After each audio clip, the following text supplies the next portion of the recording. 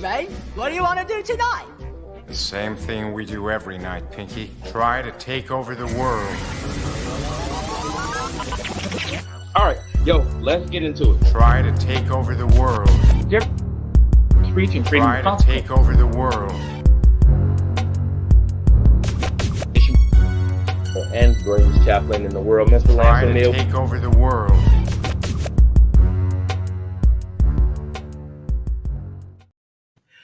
What's up? What's up? What's up, world? We are live and in full effect on Election Tuesday. What up, Chappie? We are back and in full effect, man. I am excited to be here on such a nervous, nerve-wracking, but much anticipated day. I am so glad we are finally at the finish line. Before we get started, I do owe an apology. We had a live broadcast scheduled for Sunday. However, someone decided to drive drunk in the city of Sumter and hit a transformer and knock down a telephone pole, which blacked out power for about 6 hours on my side of town. So for those of you guys that were watching live on Sunday and saw that the broadcast abruptly stopped on my end, I do apologize. But that's life, man. I do owe you guys one. We got to run that one back though, because that was fun. I don't know if it's gonna matter though after tonight. I doubt we'll get some resolution either way, but I'm happy to be here. Power restored. I am energized. I got my Powerades, I got my waters, I got my pears. We are ready, man. So somebody in the chat room could do one of those. Hey, Chaplain, you could do the funniest thing ever right now. Drop. That's it. Just drop and leave me solo to pull it, man. Well, I did one POG for about another 15 minutes. I gotta post those highlights. Yeah, I saw it. It's on the for those of you guys that want to watch it, it is on our YouTube channel live. I will be adding that to our social media so we can get that cut up. It was the best episode we've done. That's it. One poll, best chaplain in the world, rocking and rolling, man. So how you feeling, man? I have purposely abstained from watching any news coverage all day. I didn't want to oversaturate myself. I don't want to know. So whenever we go live, whenever we click it on the live streams, it'll be my first time watching. I've been hearing snippets because the wife is watching it in the room. So I've been catching glimpses, but I purposely didn't want to find out anything or hear anything. So I'm excited, man. I am excited. I'm curious. I know my girl is struggling. I know my boy is struggling. I know it's going to be too close to call. Are you going to reveal who you voted for tonight? Yeah, I sure can. I sure can. Like I said, I am it really came down. It was a lot closer than I thought it would be. Honestly for me. But I ultimately went with Team Blue. Really? That's yeah. I just felt that ultimately I could not trust. I just couldn't trust Trump's administration. It wasn't a Trump issue. It was an administration issue. I'm not gonna lie to you. RFK Jr. in charge of health scares the shit out of me. Herschel Walker being in charge of missile defense scares the shit out of me. Is that something that's been said? Yeah. No. Dead. Yeah. Herschel Walker is not going to be. First of all, military defense. What's the rumor of where he would be put in as Secretary of Defense? See. Here's the thing. You say there's no chance. What's the rumor? You say there's no chance, and I am not willing to take that chance. That's not a risk I'm willing to take. Could I see Herschel Walker being put in as something? Sure. It's not a risk I'm willing to take. Well, what I'm saying is I just don't see Herschel Walker going in as the Secretary of Defense. No, not Secretary of Defense. I'm gonna try to find the link. He said it after Trump says he'll put Herschel Walker in charge of missile shield. So okay. Last night apparently he also said I'm more Greek than Giannis Antetokounmpo. He do. And see, that's the thing. But That's the thing. you have to. He was joking, but he was joking. I But don't like if those you jokes. I don't like those if jokes. you're in front of a crowd Mhm. and Trump says, "You know what? I love my team. Herschel Walker's been great for me on the ground in Georgia. He's been doing some. You know what? He's going to be on my administration. I'm going to make him he's going to be in charge of missile defense." Sure. You actually believe that Herschel Walker would be put in? First of all, the person in charge of missile defense would be the Secretary of Defense.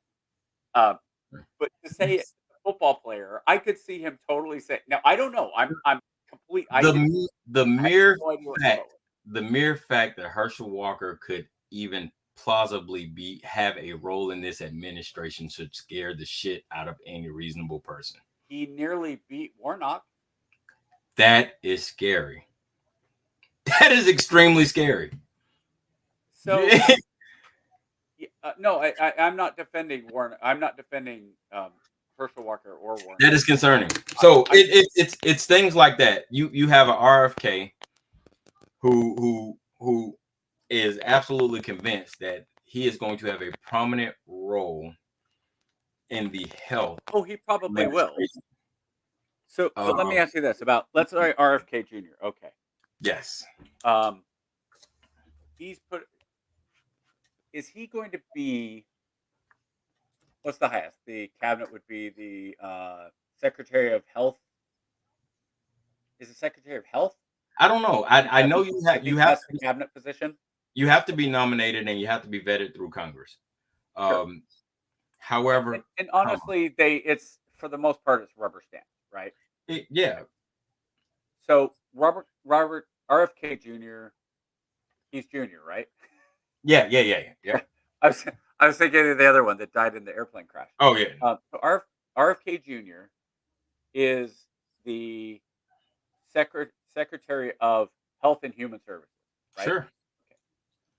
And if he says the one thing I want to do is make sure that what is healthy is in our food, and I want to make sure that our vaccines are clean and that we're not being crazy with unhealthy stuff, which is kind of what it boils down to. Because I mean, how many vaccines did you have when you were little? Do you know? 13, 14, somewhere around there. I don't think it was yeah, I think it was like that. So 70, 80 years ago, it was like 3. Then it got up to about 8. Now, like our kids need dozens of vaccines. And if you're telling me RFK Jr. and you already voted, so we're just talking about it, right? Yeah. I mean, I'm not convincing. Yeah. But no.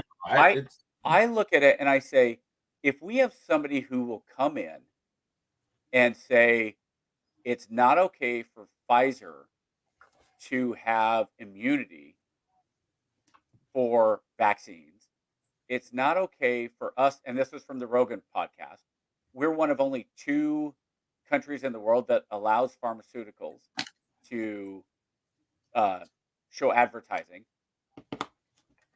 If I have somebody who's going to come in, like I didn't know what, honestly, I have no idea. Who was the neurosurgeon that Trump put in charge? Ben Carson, right? Ben Carson. Ben Carson was thing, though. But see, that's the thing though. He didn't say, hey, I'm gonna take this trusted neurosurgeon and put him in charge of human health services. If he'd have said that, I'd have been like, hey, this guy's right on point. But what he said, what he said was, I'm going to take RFK Jr., who said I killed a bear, cut his head off, and ran through Central Park and dumped his body in the middle, and then I had his brains for breakfast, and I don't know how I got a worm in my head. Yeah, because it would be funny. And this guy is going to be in charge of policy for health and human services. Bro, that should be concerning. Like, I seriously wrestled with. I seriously wrestled with the like. People are just like, oh, okay, well, like, no, that's concern. And even say, okay, we'll say, okay, hey, yeah, you're absolutely right. Pfizer and the pharmaceutical companies should not have a role. But we cannot deny that RFK Jr. is batshit crazy, right? And he has absolutely no. I think he has a non-traditional worldview. I wouldn't go so far as batshit crazy. I mean, on certain things. Did you hear his reason for not wanting to? Why he's going to ban fluoride on day one? Yeah, because he thinks he thinks it messes with the plaque in the brain, and you can get bone disease, and it's bad for. Did you? Yeah. That was the same part. Did you keep going? Did you keep going? What is after that? Because it causes zombies. What did he mean by zombies? What do you mean? What does he have to mean by zombies? I don't want anybody. Okay. I don't want anybody who thinks. You know what? Hold on. You know what the argument? Okay. No. So here's the thing. Do you know what the argument against fluoride is? Now, I'm not saying I agree with this. I think fluoride in the water is in the regulated. I think it's safe. I think it has done more to protect the dental health of America than pretty much anything on its own. Yeah, brush your teeth, but kids need fluoride, right? Okay. So I think the argument is that fluoride dumbs people down. Now the question is cause and effect.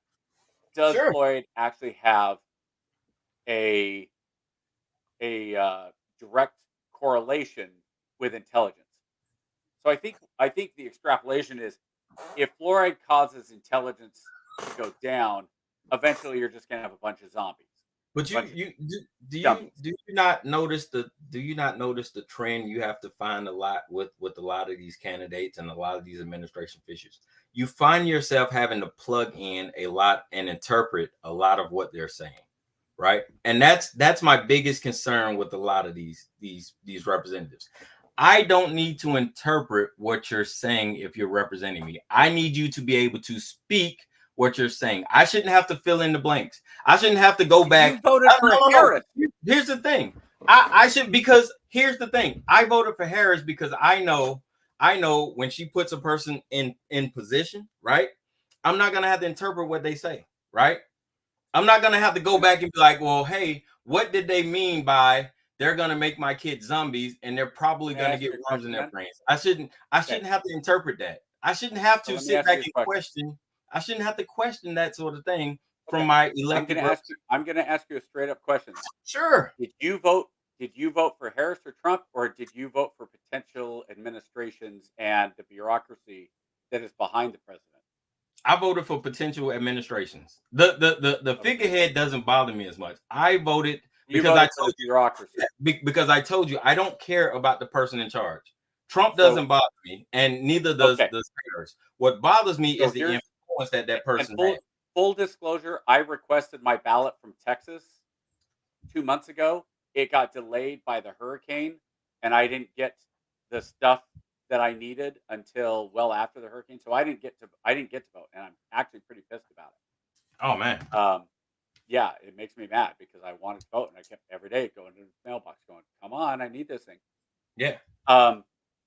Here's the difference between you and me in that, from what you just said. I want bureaucracy to fall apart.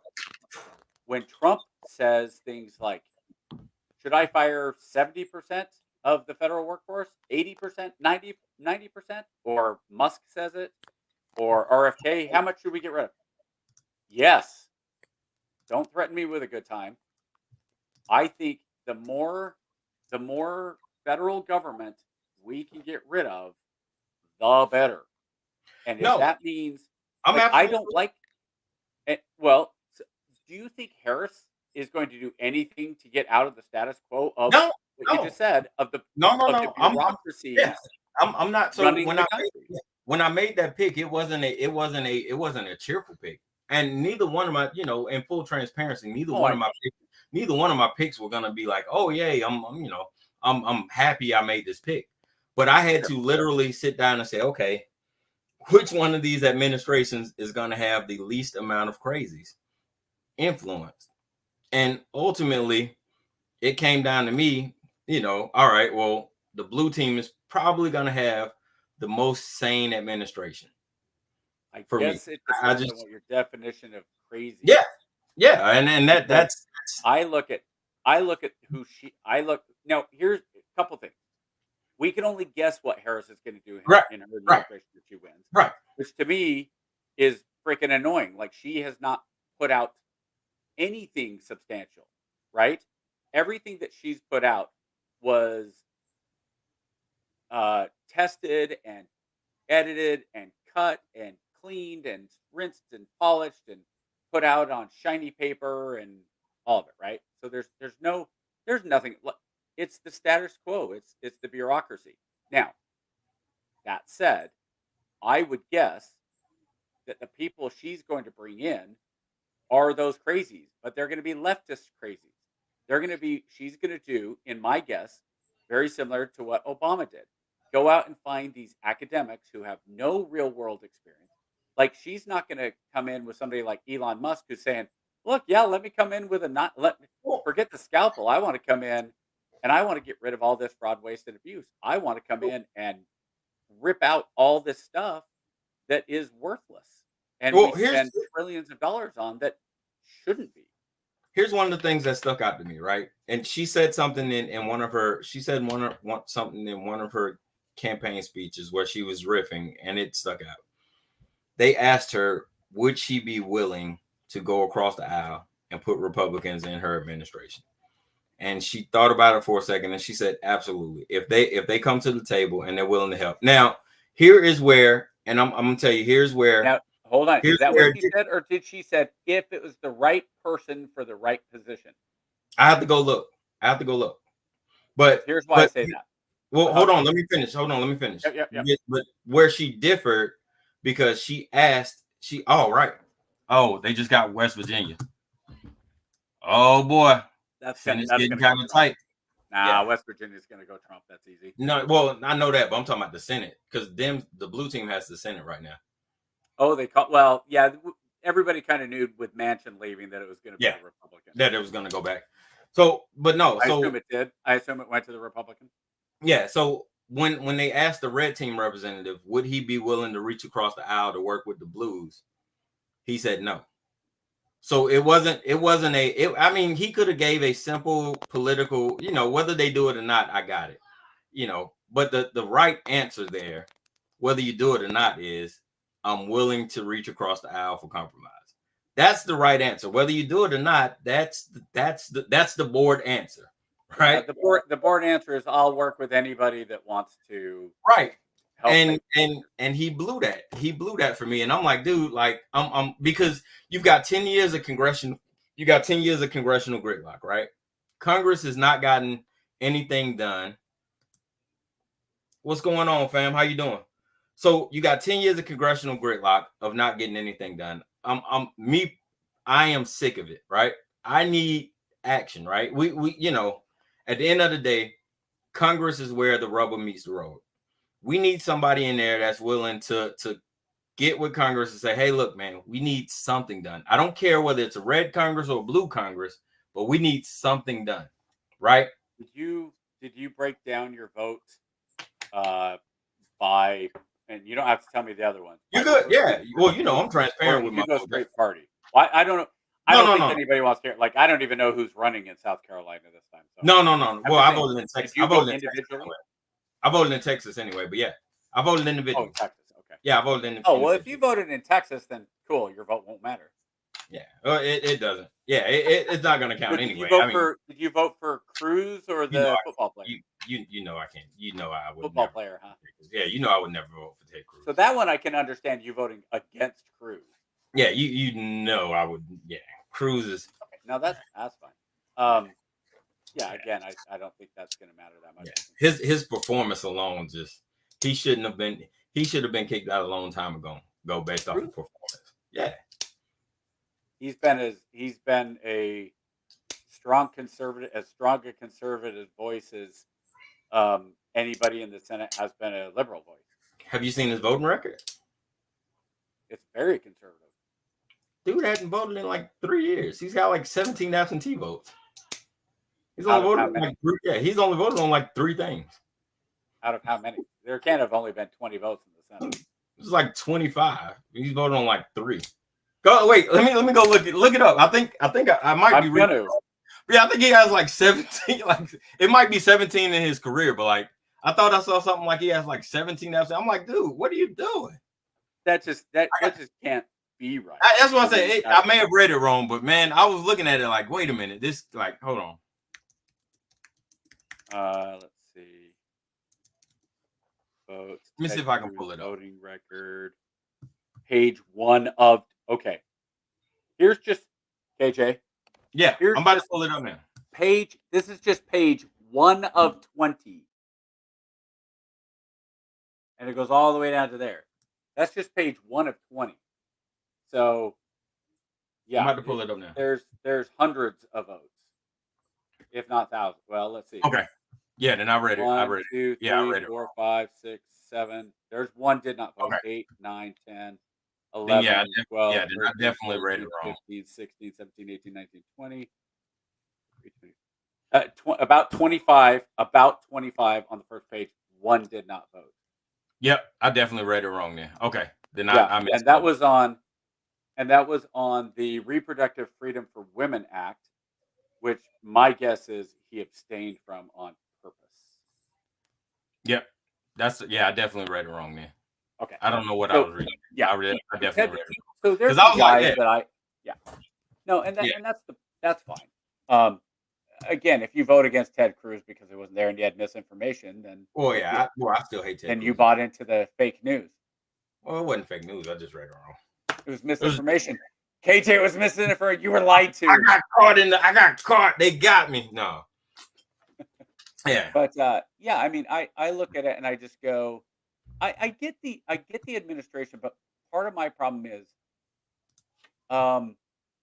yeah, I kind of think Washington needs some crazy. I think that it needs, and that for me, that's the biggest frustration probably of the Trump first term is that he didn't stir up the swamp or get rid of the swamp. Now, given you have those limitations, and that's where Trump can come in and say, "I'm going to get rid of the Department of Education," or Vivek, or whoever's going to say that. We're going to get rid of the Department of Education. We're going to clean house of the FBI leadership. Great, you didn't though. So I just don't know if you didn't or you couldn't. And I'm worried, and this is why that vote disappoints me, because voting for Battleground if Marino is bureaucracy frustrates me, because I think the bureaucracy is what is slowly strangling this country. The bureaucracy of okay, you know me, Star Wars fan, to have an entire movie about the global, the galactic politics of, and now you see the bureaucracy come in. It's like, yeah, it's bureaucratic and it's ridiculous. You need a strong leader. People make Trump out to be Palpatine when he's not, but Palpatine, in my opinion, Palpatine came in and if he was coming in just to mix things up, great. But, obviously Palpatine really was evil and really did want to become not only Space Hitler, he became Space Hitler. He was it. So they're not calling that. They're just what's the percentage on of votes that were in right there? Did you see?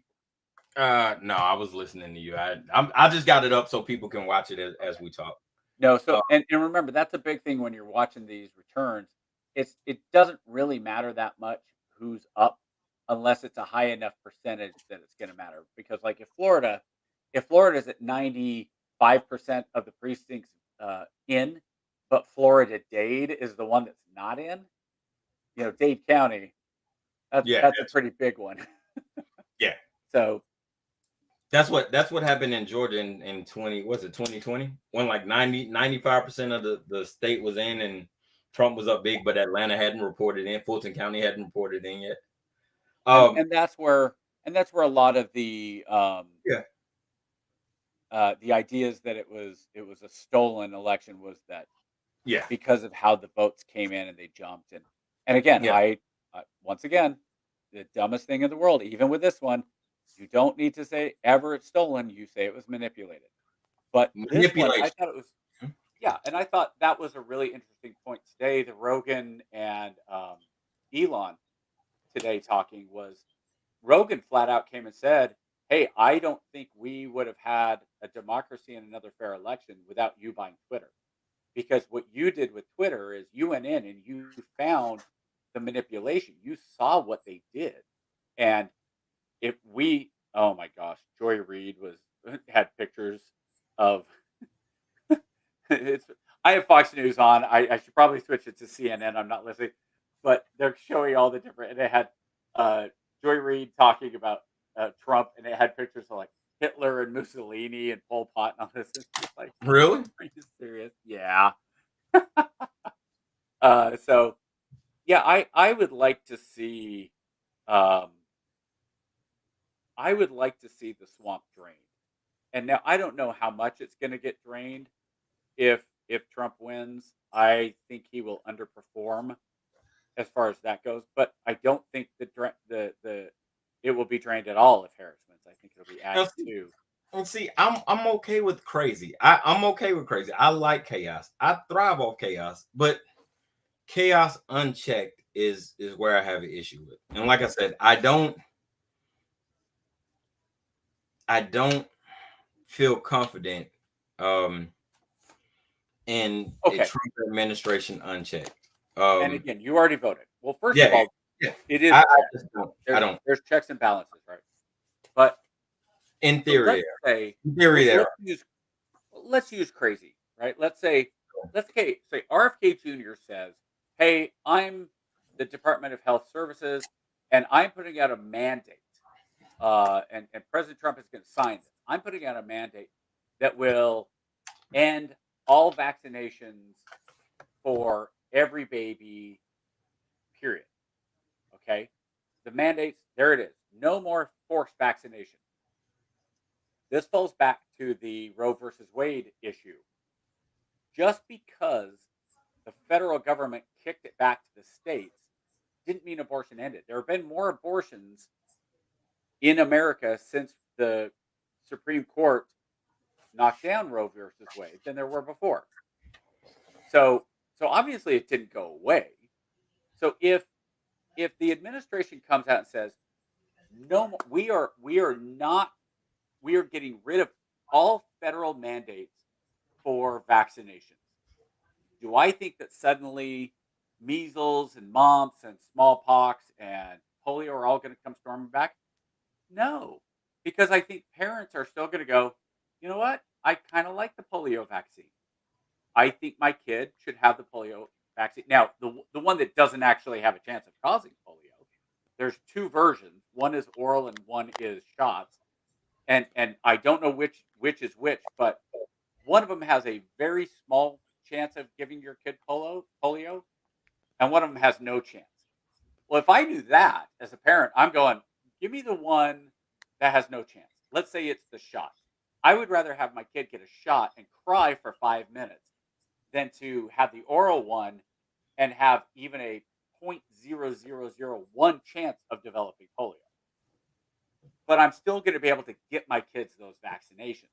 Like I don't think the HPV vaccine, I don't think it should be mandated.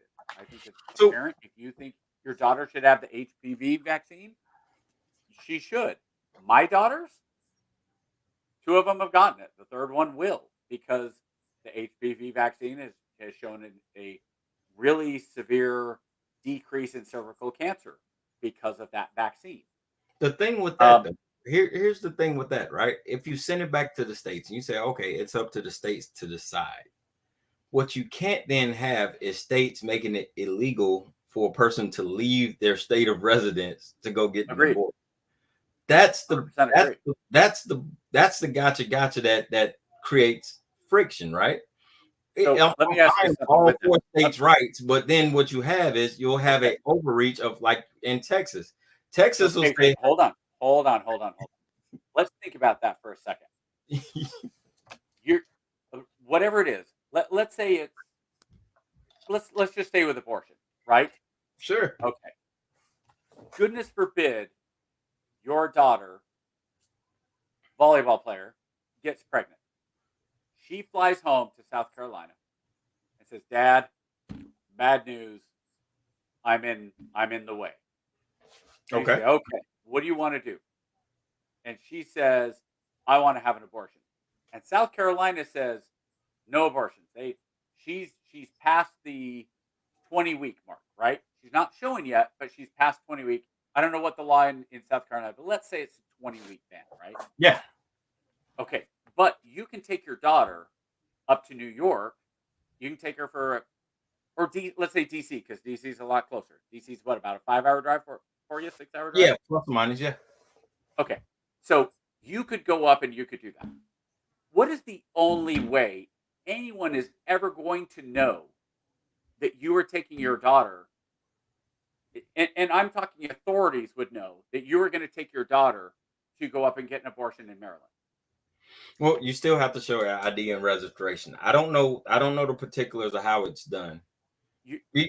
Dude, it's showing, it's going online and saying, "I'm gonna go to have an abortion because South Carolina won't let me, and I'm gonna go to Maryland, and I'm going to avoid this law." Now, here's for me and for you. I'm sure we both agree. So what? You still should be able to. Right. Agree. That said, if you have a situation like that in Texas, and I think some of them have been reported a bit wonky and not necessarily correct. Oh yeah. That's yeah. But that's the thing is, you would never, even if it was like, let's say you're the late term abortion, right? You just our rapist scenario.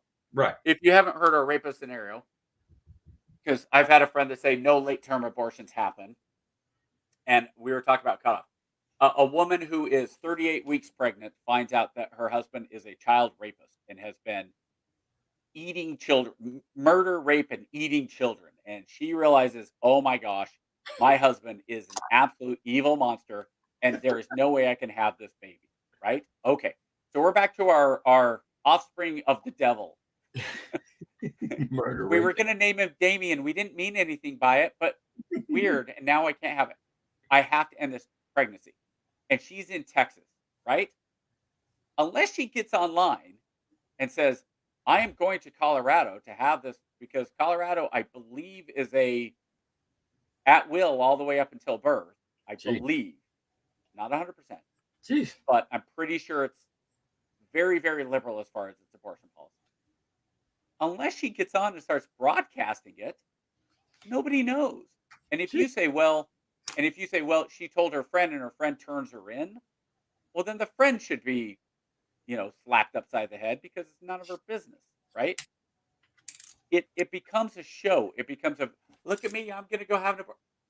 It drives me bonkers to see these people online. I had an abortion today. Yay! And it's like, oh my gosh, you destroyed the life of a potential human being. Like if you need to make that choice for yourself and you're going to do it, I don't get the celebration of it. What that gives me? You know what that gives me? That what that resonates to, right? Like I'm getting that ancestral tingle in the back of my neck, where one state has outlawed something and another state says no, you're okay here, but then you get to that state and then all of a sudden somebody says, "Oh no, you got to go back."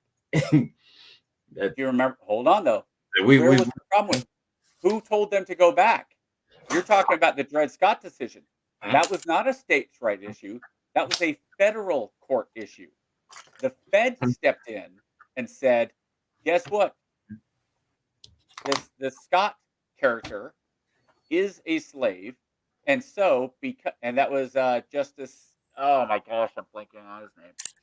But that was the court coming in, the U.S. Supreme Court on a federal level saying the Constitution under the property rights, whatever property rights fell under, even though you have individual states, the rights of the federal actually outweigh the rights of the state. So in this case, we're going to return him, which was absolutely seen as an incredibly bad decision. Like legal scholars later went, how did they even have this decision? Like, state rights means that Dred Scott, that dude who was a slave, should have been free.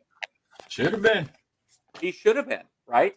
So the federal government was where the overreach. And No. You made my point perfectly. I would like to present to evidence Justices Alito and Justices Thomas for record.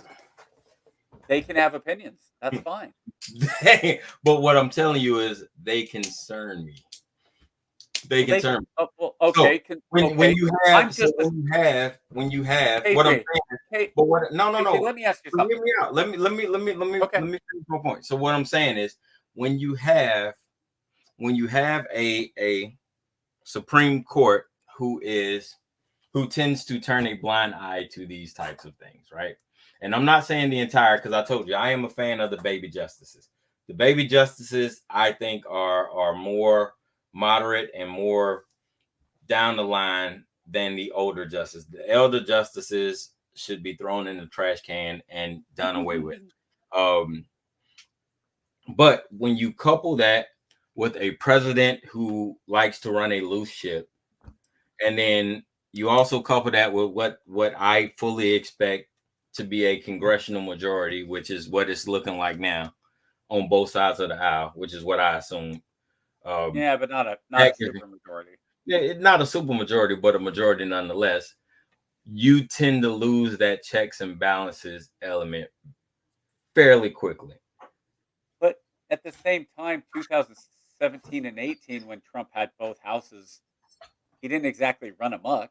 Yeah, but he didn't have the SCOTUS either. Yes, he did. He didn't have the SCOTUS majority. No, but absolutely, no, it was 5-4. It was still 5-4. Kennedy was a swing vote. Yeah, but he still had stalwarts like RBG on there. Okay, so, well, yeah, but she was one of. Okay, you had 4 and 4 swing vote. Right. So I'll tell you what my concern there is. I am way more concerned about your girl, Ketanji Brown Jackson, saying the First Amendment is a problem. How? The cornerstone of this country is the First Amendment. And if she's saying the First Amendment is a problem that makes it difficult for the government to do what the government needs to do, dude, that's scary. The reason you have the First Amendment, or the Second Amendment, is to protect the First Amendment, right? Wait a minute. If you have a Supreme Court justice saying that the First Amendment is a roadblock to governing this country and getting the things done that need to be done, that doesn't concern you? That scares the crap Wait a out minute. That bothers you, but nothing Alito and Thomas did the last 2 sessions doesn't even raise an eyebrow? Hurt that one statement out of context bothers you, but nothing Alito or Thomas or anything we talked about the last 2 years with the corruption or the concerns or the conflicts of interest or the corporate sponsorships with the 2 senior justices in the SCOTUS, you don't bat an eye on. But the statement about the First Amendment taken out of context, a speech, is what concerns you. Absolutely. But here's let me ask you this. If you can show me no, but here's the difference. If you can show me that him taking trips and his billionaire buddy who paid for his trips and flew him around and whatever, if you can show me that affected how he voted, then absolutely he should be kicked out. You mean worried? So you mean the email, out. But the emails that his wife sent to the congressional Republicans thanking them for their influence. Now you're talking about his wife. Get the fuck out of here, dude! Come on, man. Okay, on, bro. Hold on. You're killing me with this, bro. You be stretching further than Stretch Armstrong with this joint, B. Okay, you're talking about Clarence Thomas, who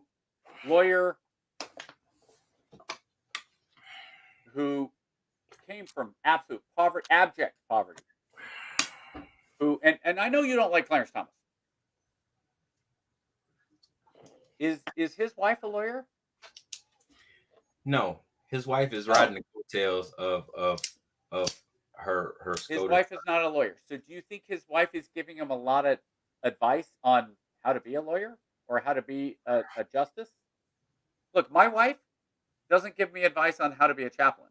Oh, get the shit. Come on, Lance. You full of crap, man. If your wife is saying, hey, this woman has been a Republican consultant for the last 35 years. Right? So you're telling me she does not influence. Have you even seen the emails that she sent out? Honestly, I'll tell you flat out. I don't think she does. Here's why. I think because he on his own is one of the most conservative originalist justices that we've ever had. Like, he's already way over here as far as his judicial philosophy.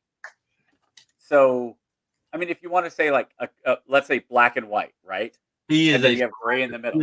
He's a selective originalist. No, he's not. Pretty much everything he does is originalist. No, they literally just refused to rule on the voting of this election. They decided to put. They did one and they turned another one down though. Right. They did do one. They allowed. Well, and those. So here's the thing. They're not always. They also don't. When they do stuff like that, the emergency orders, they don't say why. They just say, yeah, leave the lower court in place or no. So they don't really get into why. So voting is the most fundamental right we have, right? As a constitutionalist, as an originalist. And they decided not to vote on it for this election. But we don't know why. Which one are you talking about? Are you talking about the cleaning the rolls? Yeah, purging the roll within 90 days. Yeah. So purging the roll within 90 days. They're going through and they're saying, okay, these 1,800 people, I think was the number I read. 1,800 people we believe should not be on the rolls. They're not supposed to be on the rolls. They're dead or whatever. But so that we're going to purge them for the rolls. If it turns out that they can vote, that they're legally, they're still in the state and they should be able to vote, they can go in and they can do a provisional ballot that just goes, okay, yes, I am allowed to vote. And they check it and go, okay, yeah. So they still get to vote. So you can say that. No, that's not the rule. But that's not the rule. Within 90 days, they're not allowed to purge the rolls. What they're supposed to do is be able to vote. You're not allowed to purge the ballots within 90 days. Is that that is federal law. That has been the law for a very long time. Established. Okay, what's the state law? Because if we're talking solely about originalists, what does the 10th Amendment say? So they won the state case. They won in the Fourth Circuit of Appeals. The Republican legislator took it to the Supreme Court. And the Supreme Court said, hey, we're not going to rule on it. You guys can keep them purged. Don't allow them to vote, and we'll rule on it after the election, which completely goes against federal precedent. Wait. Did it go back to Did it? No, they did not send it back. They stayed it. They said they're not gonna send it anywhere. They held it until after the election. What did the appeals court say? What did the appeals court say? The appeals court ruled in favor of the people who got purged. They said those people are allowed to vote. Those people, because the central matter was, hey, we think these people are dead or that, whatever. And what it was is common names or some, common names. Sure. So what the original court ruled was, hey, this is really simple. If you're alive, go show your ID and go vote. And they said, hey, that sounds great.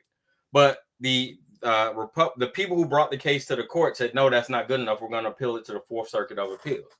The Fourth Circuit of Appeals agreed with the lower court and said, hey, that makes sense. If these people are alive and they got valid IDs, what the issue came up was these guys were naturalized citizens. So that's what the friction point was. A lot of these guys were allowed to vote or not?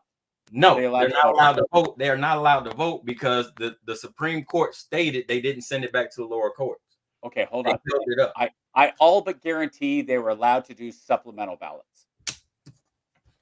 Not according to the ruling, my brother. I'd be extremely surprised if that's not the case, because anytime you have things like that, they do the supplementary ballots. And the reason is Let's go find it. It's like having a pitcher of water. And you say, okay, hold on. We have this dye that we can put in. So we can either put the dye in or not. But once the dye's in, it's in. You can't take it back out. So if you had 1,800 votes, or however many, whoever it was, and you said, well, we're not going to allow them to vote straight up, but we are going to do supplemental. So we're going to set it off on the side. And if it turns out that they are legal and valid, I guarantee you, if they have whatever they need to show, that they will they'll be allowed to vote. So, and this is, so KJ, let's look at the other side. Do you know what in California, you can't even show a poll worker your ID. They will be like, no, we don't want to see it. Don't show it to us. Because they're not allowed to ask or have any verification of ID in California. So, really? Yeah, which is insane. And so you hear Rogan talking with Elon about that. He asked Trump about it. He asked Vance about it. And he says, Rogan says, I've asked a lot of different people. Please defend the position that you don't need an ID to vote. Like, because I can't come up with one other than it's for cheating. And of course, Trump and Vance are like, yeah, it's for cheating. But even Musk is like, yeah, it's for cheating. But if Rogan's saying, I'm asking my liberal friends too, my friends, like, please defend this. Explain to me why you shouldn't have to show an ID to vote. And the only thing I can come up with is because it's cheating. And I haven't heard anybody make even a close to a valid argument about it. So you have these things that happen. Now, do I agree with that? No. So you have either federal standards or don't. And if you don't, they're at the state, right? So that's part of the checks and balances. The federal level, let's say an abortion ban. And if you said, well, I'm against a federal abortion ban. Okay, well, there's the checks and balances, because there's not going to be a federal abortion ban that's going to hold up. There's not enough to, without a constitutional amendment, it's just not going to work. Okay, so same with vaccines, same with whatever. It is one of the unspoken. It's not criminal, but it's just craziness. You want craziness? The fact that this is both sides. This is not just Harris. This is not just Harris hasn't done it yet because she hasn't been president. But Trump, Biden, Bush, Clinton, all of them. When they use these executive orders to push things through, it's insane, because you're just bypassing. That's what Biden did with like the student loan stuff. He said, well, I can't get it passed through Congress, and I was told it was unconstitutional, so I'm just going to do an executive order. And then that got struck down too. So I think that one of the biggest things with Trump, and I'm all for the crazy. This is how crazy I think it is, and I'd like it to be. I don't know if Ron Paul is still around, and if he's not, I want Rand Paul to be brought in as the Secretary of the Treasury, so he can say, we are going to audit the Fed. You want crazy? That's Joker level crazy. That's like, too much. Yeah. Oh, not for me. The Fed needs to be audited. The Fed, dude, when they talk about how much the U.S. is in debt, $35 trillion, the vast majority of that is to the Fed, which is a privately held bank. We talk about the Fed being, the Federal Reserve, and it's a privately held bank. Okay. The government has no control over the Fed. Hold on, I'm gonna bring this up so we can check it out. Sure. Let's see. Oh, dude, we've already got almost an hour in. Crazy. Yeah. Well, we haven't checked anything either, so we should probably check it out. That looks so cool. What is it? I haven't seen any other calls. I've played puzzles before. Hey, we got some breaking news. U.S. Supreme Court a moment ago now just ruling that Virginia will be allowed to resume its purge of voter registration. Remember, the governor said that there were some 1,600 who were admitted non-citizens. David Spuns, Admitted non-citizens. DC. What's the word, David? Hello. Well, this is significant, and this is a controversial issue in Virginia. And while it's dealing with only 1,600 voters or so, it's something that could have national implications as we are now less than a week away. So Governor Glenn Youngkin signed an executive order back in August. The Department of Justice sued Youngkin, saying that he can't toy with executive orders and taking people off voter rolls within 90 days of an election. It violates federal law. Governor Youngkin says that some 1,600 people did not present their citizenship status. They are non-citizens of the United States, and they should not be able to vote. The Justice Department said some of them did not properly fill out a DMV form. They skipped over a box, or some became citizens later, resulting in actual U.S. citizens being removed from the rolls in error. So the Supreme Court ruling on that today. These are the states right now where legal challenges currently exist. Many are battleground states. In North Carolina, a federal appeals court ruled the state Republican Party's effort to question some 225,000 ballots must stay in federal court, not move to state court. That's a temporary win for Democrats there. In Pennsylvania, the Supreme Court expected to rule about provisional ballots there. Now, while the justices are busy, the court did cross off one case, or if you will, two cases yesterday. Robert F. Kennedy Jr.'s name will remain on the ballot in Michigan and Wisconsin, though he wanted it taken off after endorsing former President Trump. Even though he's no longer a candidate, people can still vote for him in those cases. The High Court also involved in several pre-election cases. Both campaigns have said they've recruited Bill and Dana thousands of lawyers across the country, some on a volunteer basis, for pre- and post-election fights. One concern, getting the pace of the results in. In many states, if you cast a ballot early, it can be counted early, but not in 6 states, including the swing state of Pennsylvania, where everyone's watching. Officials there cannot even open the ballots until Election Day, so the results may not be known in Pennsylvania for days. State officials in Pennsylvania say nothing nefarious about that. Back to you. So we'll try and make all that clear as mud come election night for our viewers watching at home, too. Thank you, David. Nice to see you. For more on this, Andy McCarthy is a former assistant U.S. attorney. We don't want more on this. A turn over the floor. So We don't want more on this. like I said, here's the issue, and this is We're covering the hours until Election Day from every angle. This is the Tonight, friction Madison point. Schlegel brings us the story of one Virginian who says they were incorrectly removed from the state's voter rolls. And Alex Littlehales has more on the record early voter turnout in North Carolina. Get to the point. So, Madison, let's start with you. Yeah, and you heard from one of the 200 people in Hampton Roads who were impacted or removed from voter rolls because of citizenship questions. So what did they tell you exactly? Yeah, the woman that I spoke with this afternoon shared her story of how she became one of those purge voters, and in her response, her journey to get back onto the voter rolls. Caroline Arthur calls Hampton home. She's one of the more than 1,600 Virginians removed from the voter rolls following a U.S. Supreme Court decision earlier this week. Why did my name get pulled? What was the flagging criteria? You know, like, why did I get picked? The state said that the aim was to stop suspected non-citizens from voting. But Arthur says that she's lived in the U.S. since 1999, been a citizen since 2018, and voted in past elections. So Arthur says she was confused when the Hampton registrar said citizenship was the reason she was removed from voting. She had told me that around like July-ish, someone had went to the DMV, or I had went to the DMV and I had filled out some paperwork and checked that I wasn't a citizen. But I haven't done any DMV or been to the DMV or anything. Arthur said that voting removal letter followed another letter in the mail just a few months ago, asking her to update her voter registration or be removed. Arthur said she ignored it, thinking that it was a scam, but it wasn't. A few weeks after that, Arthur received an even more urgent letter stating that she was removed from the voter rolls. The letter basically said, hey, we need you to confirm your citizenship, fill out this form, send it back to us. If you don't, you'll get removed from the voter registration list. And honestly, by the time I had seen the letter, the deadline had passed. So I was like, it's probably fake anyways, like whatever. I didn't really think about it.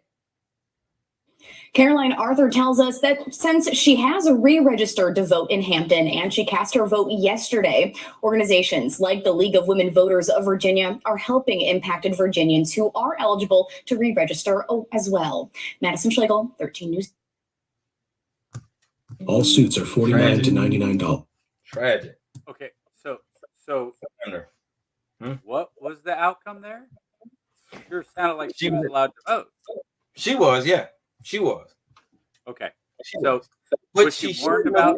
Was she warned that she was potentially going to be removed? She shouldn't have been removed in the first place, though. But see that you keep talking about. Oh well, she was allowed to vote. That's bullshit. She shouldn't have been removed. She shouldn't have been removed in the first place. We shouldn't have to play tic-tac games, man. I'm shocked that the federal government. This is the same. The BS. Federal government made a mistake. That was not the federal government. That was not the government. That made was a the mistake. state. That was the state of Virginia doing I'm the shocked that the government made a mistake, KJ. Oh, was that a mistake? Oh my goodness. Was that a mistake though? Was it really a mistake? How many voters are there in Virginia? That is ironic. That is, you know what? That is how many voters are there in Virginia? Millions, and that is a hell of a coincidence that they were able to. That mistake was that isolated. And Hampton Roads, right? I did a little bit of checking. Hampton Roads is a very small, pocketed Democratic stronghold, right? And it blows my freaking mind that none of the voter purge rolls happened to hit any of the rural red parts of Virginia. It only happened in blue pockets. But we say, oh, that was just a mistake. Okay, well, that was just a mistake. It was an honest mistake. Where are most? Hold on. Where are most illegal immigrants going to be living? Oh, are they going to be out in the rural? I mean, there's an argument to be made against what you're saying. I guess it's just an honest mistake, right? It's always happened, right? It's okay. Total registered voters in Virginia, 6.1 million. So let's see, 600,000, 60,000, 6,000. So less than 0.01% of those 1,600. Okay, we had the story of one person, right? That's one person that said she shouldn't have been removed. She got to vote, right? Did she get to vote? Yeah, she got to vote. Okay, so how many of those other 1,599 should have been removed because they should have been removed? So what they did is they did an injunction to where they can do same-day registration. So the hope is cool. Let them. The hope is that they got all their paperwork straight and they can go down and register. But that'd be great. That would be great to rectify a wrong. I can't vote because the post office held my mail during the hurricane. That's ridiculousness. But I can't vote. That's what I'm saying. You should be able to vote, KJ. But you wasn't purged. Yeah, you wasn't purged. I mean, you weren't purged from voting. Nobody. Yeah, you were. The right for vote wasn't. Though, but KJ, ultimately, she got to vote and I didn't. Your right to vote. The U.S. Post Office. Your right to vote wasn't taken from you involuntarily. Neither was hers. She got to vote. She went down and she said, "Hold on, I am a citizen. Here's my green card." And they let her vote, didn't they? I understand where you're coming from, KJ, but she got to vote. My brother, you have to understand. You have to understand the bullshit. You're going in your tin hat, though. You're going in your tin hat. If she had been, see, and this is where it comes down to, because I know you're not making this argument, although you want to. If that had been a white woman from Canada, then I would be having the same argument. I'd still be saying she still needed to prove, and she still got to vote.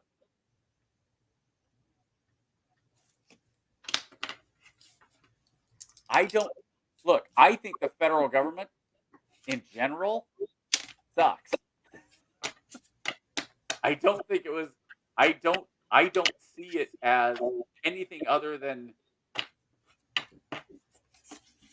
just a happy coincidence. Just another happy coincidence. What's the saying? If you can attribute if you can attribute ineptitude over, what is that quote? If you can attribute ineptitude over hostility, you should. Like, if there's a chance that somebody did something wrong on accident versus actively went out of their way to screw somebody else. The governor went on TV and championed it. What month did they say he did that? He did it in August. August. He went on TV and championed. I wonder what I seriously, I'm curious what day in August. Because you're talking August, September, October. So you could be talking a matter of days. And, I don't know. Should it have been done before, what's today, the 5th? Should have been done. Would we be having the same argument if it was done on August, if he filed that on August 5th instead of August, whatever day it was? The law is clear. 90 days. So would you be just as upset if he had filed, if he had purged the rolls? Because I believe August 5th, since August has 31 days and October has 31 days, would you be just as upset if Youngkin had filed this on August 5th instead of whatever day he did? Yes, because here's time why. doesn't matter then. But here's why, Lance. That information was readily available to them for years. They didn't just get the voter information in August. Yeah, they've had it for years. The fact that they did it at that 90-day window was purposely done to influence the election. That's bullshit, man. Do you think 1,600 votes of perceived illegal immigrants, with the idea that they can go in and re-register and be able to be allowed to vote?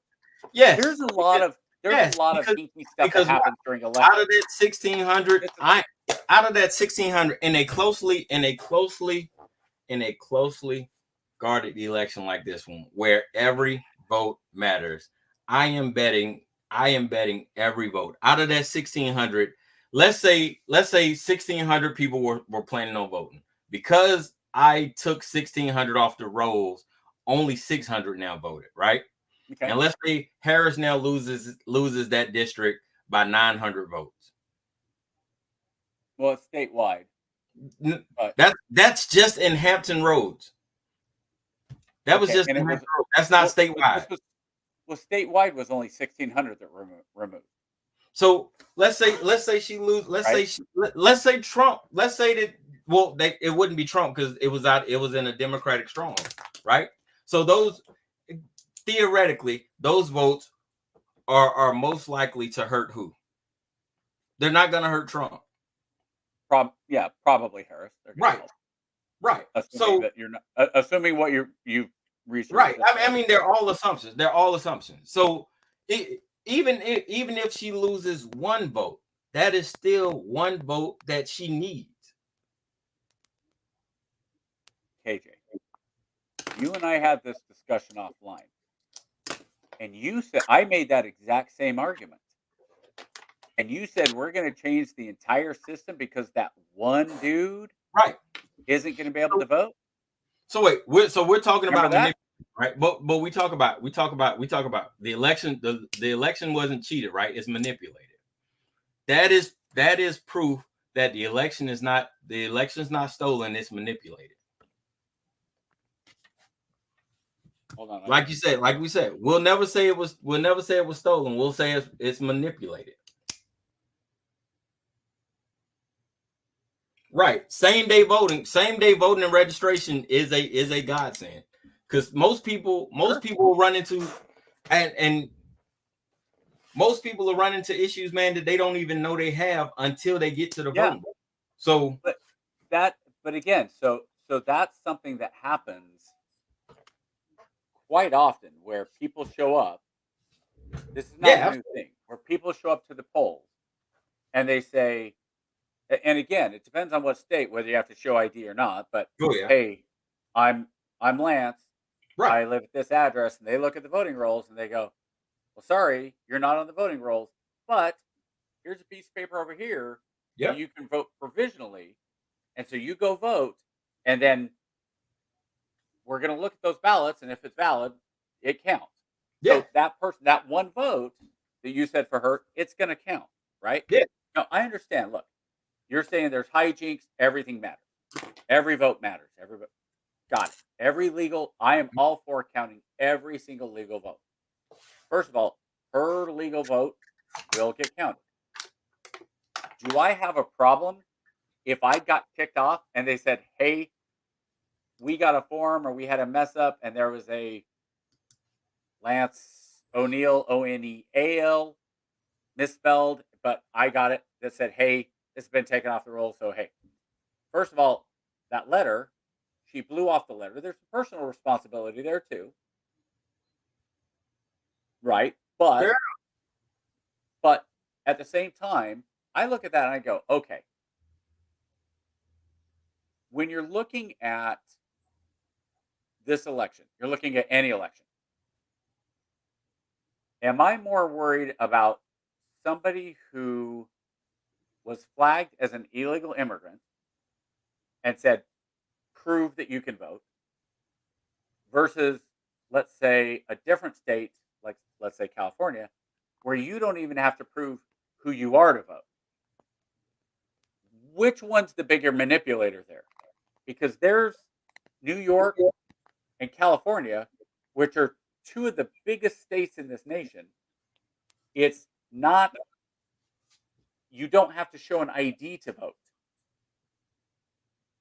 If you want to say we should have federal standards for voting, which I don't think is a horrible idea, I think, federally, maybe we should have some standards. They shouldn't be very high. You should have an ID, prove that you're a citizen with that ID, and pay for everybody to get that ID. And you've made this argument before, KJ, and you said, well, what if they only make one machine available in South Atlanta, right? Right. Okay. So, but go at ahead. the same time, you go, look, there's 4 years to get this ID. I think that argument kind of goes out the window. I get most people delay, right? Okay. And if you want to argue, well, okay, along with voter ID, you need to have, the federal government needs to set up at every post office that services 50,000, 100,000, 500,000, whatever your number is, and says in a radius, there has to be at least one post office that serves X number of citizens, right? And within and we can say within 50 miles, within 25, whatever it is. So when we talk about, and this is something we've kind of got away from to some degree, but I think this is something that makes sense, that why we originally started this podcast is, what can you do to fix some of these problems? To me, that's a easy fix. If you say, there has to be in a post office within, what's fair, 100 miles, 50 miles? There has to be at least one post office within 50 miles of every U.S. citizen that has a ID card machine. I think 50, 50 yeah, 50 is fair. 50 is fair. It's less than, and I get it. You're going to have people up in BFE, North Dakota, just as much as you would in, the hills of Alabama, the plains of Alabama, or whatever Alabama has, the skids of Alabama. Right. And I get it. You're going to have people go, I can't make it 50 miles. You got 4 years to make it over there. You want to vote? Right. Make it, right? Right. You have to have a driver's license. You can get a driver's license, whatever, at the DMV, at the post office. Real ID. Yeah, real ID. I am all for that. And like realistically, that would eliminate the vast majority of these issues. And again, do you support, okay, so we're talking about shenanigans again, right? Even if you were to tell me out of the minimal 15 million, that's probably a low number, 15 million of illegal immigrants that have come across the border in the past almost 4 years, since President Biden took over, 15 plus million. Even if you told me 0 are going to vote in this election. There won't be one. Even if that were accurate and true, what are we watching? What is going on in this? This just a party? This looks like Harris's campaign headquarters at Howard. Campaign headquarters? They're living it up. It That's looks like they're having fun. Looks like the Greeks are scrolling. The Greeks are scrolling down.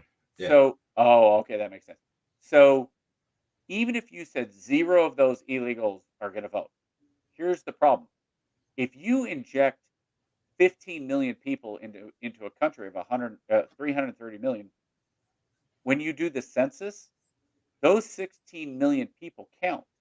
And if all 16 million of those, or the vast majority of those, go into swing states or go into places that are going to add electoral votes. So let's say you took, and you can say, well, it's a drop in the bucket, but let's say 15 million people get dropped into one place, get dropped into New York, solidly blue. It's been blue, it's going to stay blue, right? And this is what happened in California. This is why one of the problems with California is how many people they have that are counted in their census. It's unfair that California has, 63 electoral votes, because how many people that are not here in this country illegally are in California right now? So if you were to dump 15 million extra people into New York, and they went from, I'm not sure I know Texas is 40 million, but it's red. So, but you drop 15 million, and New York now goes from, well, New York's got to be close to Texas. Let's say it goes from 40 electoral votes. I almost said electrical votes. 40 electrical. Now I just said it again. 40 electoral votes to 43. 3 electoral votes could very easily be the difference in this election. Absolutely. If those 3 votes come from Utah, Virginia, and South Carolina. So while I do think it's important every legal vote counted, I think that there are bigger picture stuff that are going on that I don't trust. There's certain things I don't trust either party on. Okay? Debt spending. I don't trust either party. I think they're both drunk on money, and neither of them will fix that. But when it comes to things like securing the border, I think one party is clearly better than the other. When it comes to,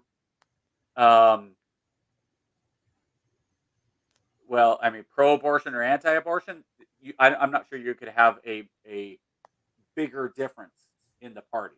And you notice I don't say pro-life and pro-choice. No, it's pro-abortion or anti-abortion. Sure. Fiscal policy, I think, is the one that really is annoying, because neither of them are serious enough about fiscal policy that they should be. They both spend like drunken sailors out on leave. And when they run out of money at the strip club, they ask their buddies for money, say, I'll pay you back when we get to the ship. And then they don't pay it back. And then they kick it down, and they kick it down, and they kick it down. And every time they go, and eventually the guys that are borrowing this money are going to go, hey, either pay it back, dude, or we're going to beat the crap out of you. Yeah. Your paycheck, hand it over. But there are certain things that I just simply do not trust the Democratic Party on. And here's another problem I have. People don't understand. I think this is true, but I don't think people quite understand this. That it used to be, what's really funny is progressives and conservatives, it used to be Abraham Lincoln was a progressive because he wanted to change his country. And the Democrats were, no, we want to keep slavery as is and all that stuff. And eventually it kind of switched to where you have conservatives. So now we have Republicans as conservative, and you have Democrats as liberal. But I think what has happened, especially, and this is where you get Elon Musk and Tulsi Gabbard and all that, the Democrats have gone like this, and they just keep going further and further left. And people think, well, yeah, okay, well, that's just how it is. But the problem is, even the Republicans, they've gone that way too. And that's what frustrates me. There is no true conservative party. There is no, and when I say conservative, I'm talking about socially conservative to a degree. Again, I'm a libertarian for the most part. Fiscal policy, neither of them are conservative when it comes Right. to that. Neither of them think that the debt matters. That, oh, hey, here comes the debt ceiling. Just adjust it again. Just Yep. add more to it. Yep.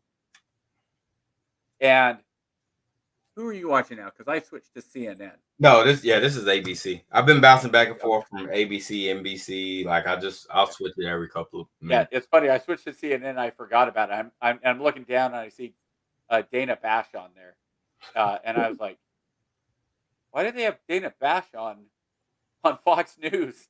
Yeah, I forgot I'd switched over to CNN. Oh my gosh, no, they do not have Chris Christie on ABC. Yeah, he's been on ABC for a while. Yeah, he's a contributor. He's been on ABC for a while now. No, man, I hadn't, honestly, real quick, just because I'm looking at it, I didn't even realize. No, I don't want to exit. Go back to CNN. Go back to CNN. I didn't even realize I wasn't looking at the map that we were up to 105 to 27. Ooh. Is that what they've got there? Yeah, that's what they got right now. To say that the electorate in Florida hasn't changed, So it's changed Carolina went drastically for sure to from Trump. That's 2018 not a surprise. to now. You said what? South Carolina did what? South Carolina did go to Trump. That's not a surprise, but I think there was some hope from the Democrats that South Carolina might. South Carolina? Really? Nah. I think it's the same level of Republicans' hope that Vermont might be in play. Oh yeah. Okay. Yeah. Like that level, like because one poll came out that Again, Trump within 6. Oh, Vermont's in play. Yeah, South Carolina. Yeah. That's Vermont, right? I always get confused between Vermont and New Hampshire. Yeah. It's like somebody saying like Kentucky's in play. I was like, yeah, Kentucky. Yeah, Kentucky is not in play for Harris. I promise you. No, Kentucky's out. Let's see what's going on. So right now, Harris has 140,000 votes. Massachusetts, Maryland, and New Hampshire. Is that right? Say again. Right now, Harris has Maryland, New Hampshire, and Massachusetts. Sounds about right.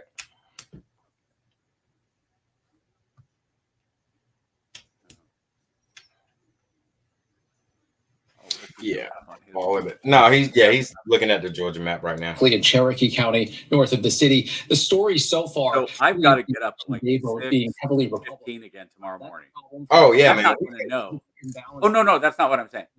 I'm not going to know who won tonight. This time, so Democrats unless somebody calls and wakes me up in the middle of the night and says, "Dude, they're ready to call it."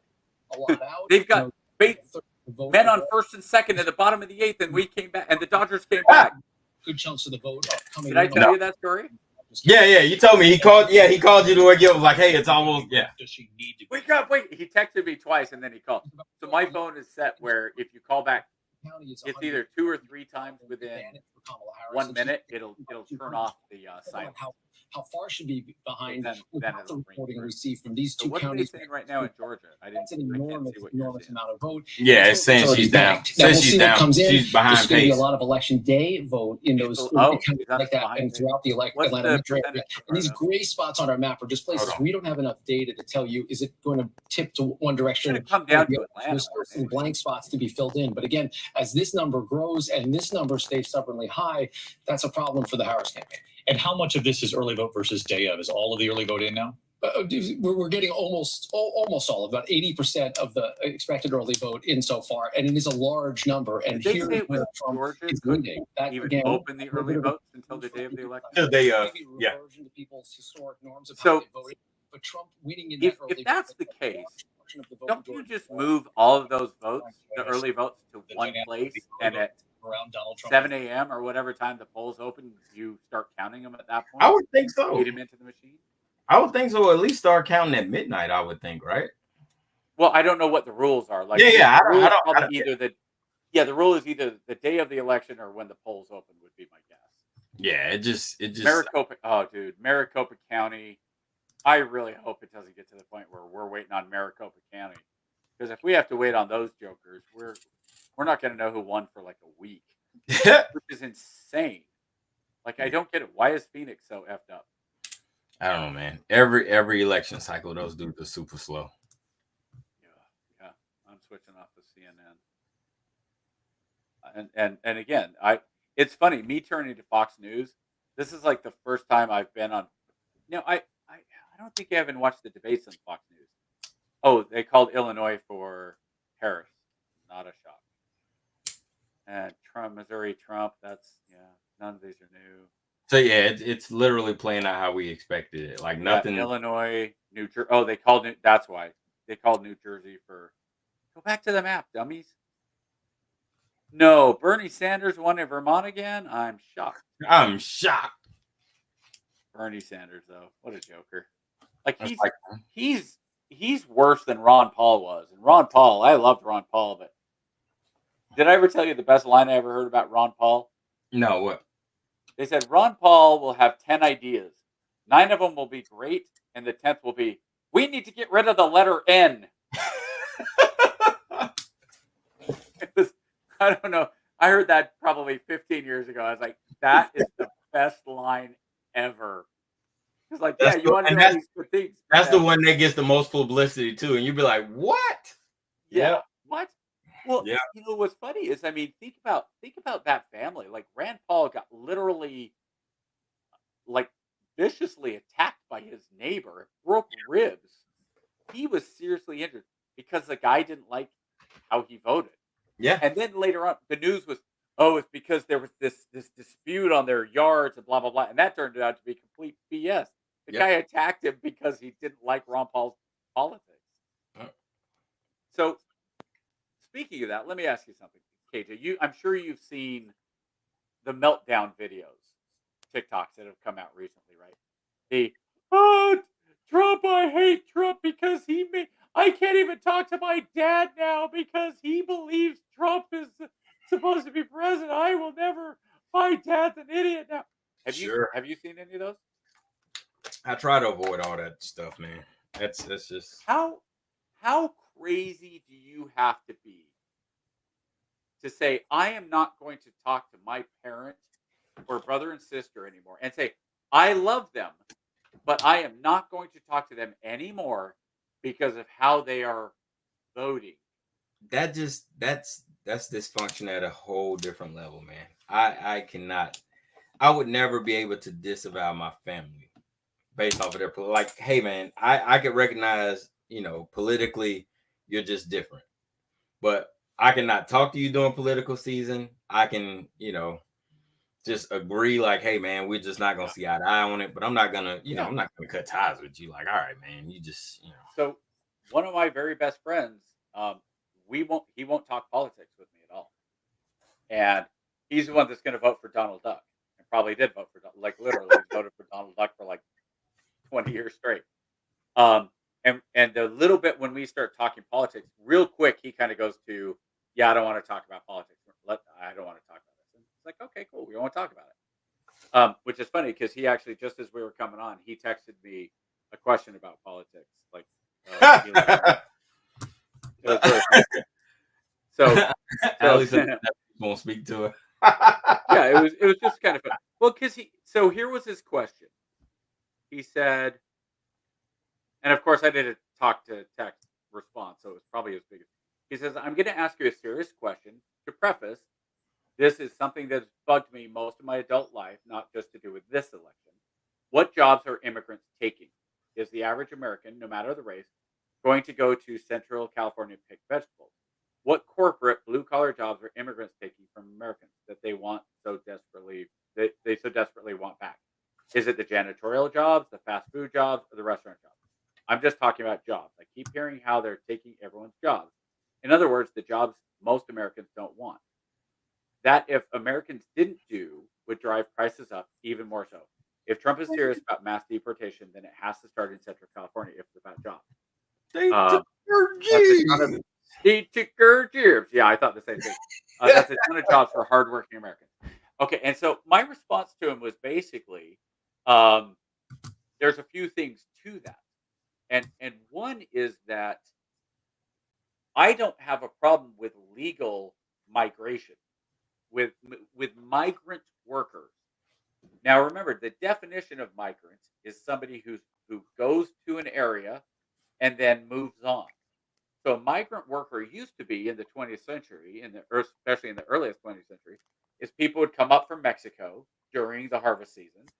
They would pick the strawberries or pick the whatever, and then they'd go home.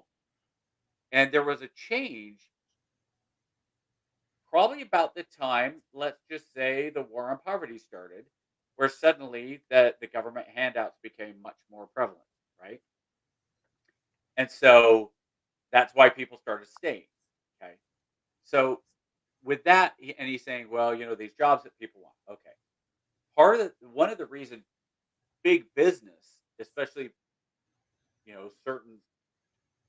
certain types of businesses, like that there's illegal immigrants, is because if I can, and the jobs he just said, a dishwasher, a janitor, picking vegetables, those are jobs that need to be done, right? We agree that those are jobs that need to be done. Mm-hmm. Well, if you're a big agro in California and you can say, well, we can hire this person who's here illegally and we can pay them $5 an hour. I'm shocked. What state? Texas and North Dakota. Yeah, Texas is big though. I mean, it's not shocking, but it's big. But if you're a company and you can say, well, I can hire somebody for $5 an hour to pick these broccoli, pick the broccoli or the beans or the strawberries.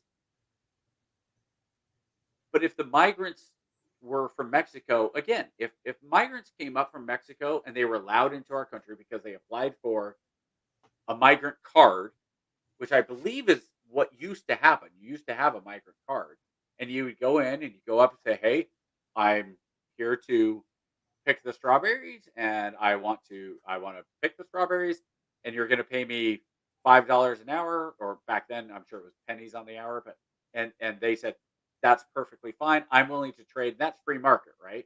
Yep. I'm willing to give you my labor for X amount. And then at the end of the season, they pack their stuff up and they go home. I don't have a problem with that as long as it's verified that you're allowed to come in this country, whether it's a bio. I think the easiest way is with a bio card, right?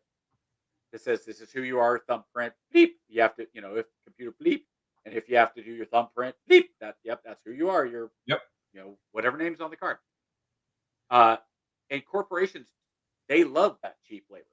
And what would happen? And yeah, I understand prices go higher if you didn't have that, because now you say, well, strawberries are at the height of in season. You can get a quart, so a good sized quart for what, $3? Yep.